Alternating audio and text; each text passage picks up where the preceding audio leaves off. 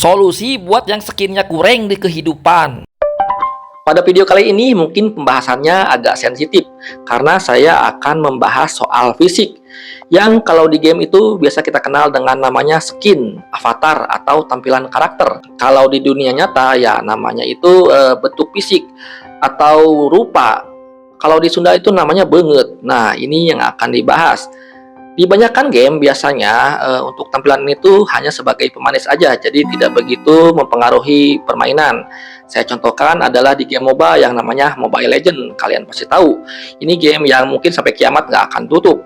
Nah, ini tuh misalnya ada dua tim, yang satu lagi tim ini tuh orangnya baru main Mobile Legends, tapi skinnya skin paling mahal semua.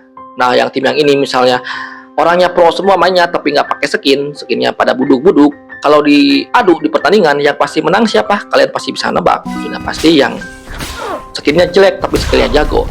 Inilah keadilan di game, memang seperti itu. Tetapi sayang sekali itu cuma terjadi di game, karena kalau di kehidupan seringkali nggak seperti itu. Seringkali ya, kebanyakan nggak seperti itu. Saya contohkan misalnya ada dua wanita yang ingin melamar ke perusahaan. Yang perempuan satu lagi ini cantik banget kayak bidadari, tapi skillnya agak kurang. Tapi yang satu lagi ini adalah tampilannya agak-agak, nggak usah dispesifikkan seperti apa, pokoknya agak-agak, tapi si skillnya itu lumayan lah gitu ya.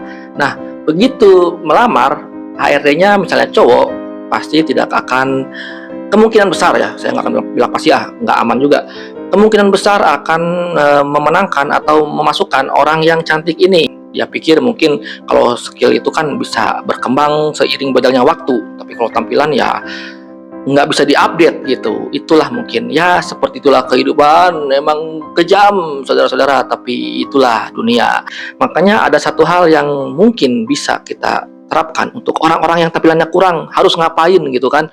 Ya udah pasti cuma satu jalan, tingkatkan skill kemampuan kalian ke tingkat yang sangat ekstrim sampai itu bisa menutupi kekurangan kalian.